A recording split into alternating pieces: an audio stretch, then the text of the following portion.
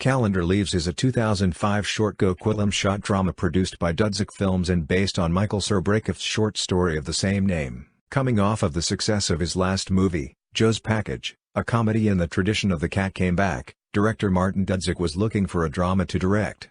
Through an aide, he had received the plot synopsis of Serbraekeff's Calendar Leaves. Serbraekeff had written it in the previous year, in response to a cruel practical joke he had witnessed.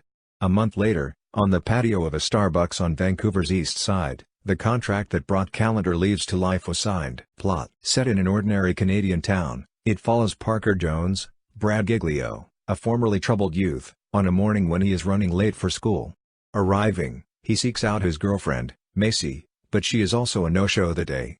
When he asks if his friends Stephen, Tyler Krantz, and Josie, Naomi Inglis, have seen her, both disavow any knowledge of such a person.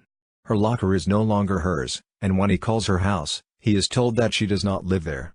Confused and distraught, Parker must now grapple with himself to answer the burning question, was she real? Believing that he had lost his mind and his life is not worth living, Parker takes his own life by jumping off a secluded bridge into a river. The final narration reveals that it was an April Fool's joke that had gone terribly wrong. Production: Calendar Leaves was shot in Coquitlam, in the usual speedy Martin Dudzik manner in 5 days. Centennial Secondary School was used for the interior shots.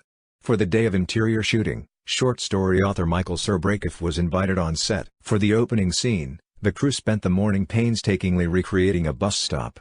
Because of Dudzik's love for close shots, no part of the replica bus stop made it into the final cut. Tyler Krantz was initially slated to be the boom operator, but the actor cast to play Stephen fell sick just before production.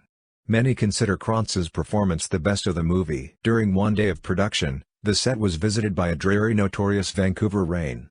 Although soaking the crew, it provided for some of the more memorable scenes of the movie. According to Dudzik, Krantz wasn't available to narrate the film, so he had no choice but to do it personally.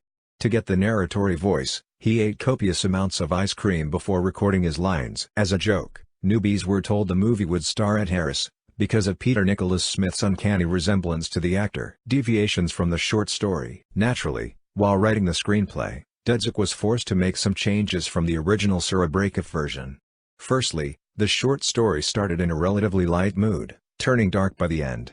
The movie holds an ominous somber tone throughout, in tune with Dudzik's vision of the drama he was looking for. What is in the short story is subtlety. Parker's suicidal history is obvious in the movie, since his cut wrists are shown in the opening scene. Some of the foreshadowing hidden in the lines of the short story was cut in the screenplay, leaving the ending to be confusing for some, including a Toronto film critic. Reception: after premiering at the Pacific Cinematheque on Burrard Street in downtown Vancouver, Calendar Leaves went on to several film festivals.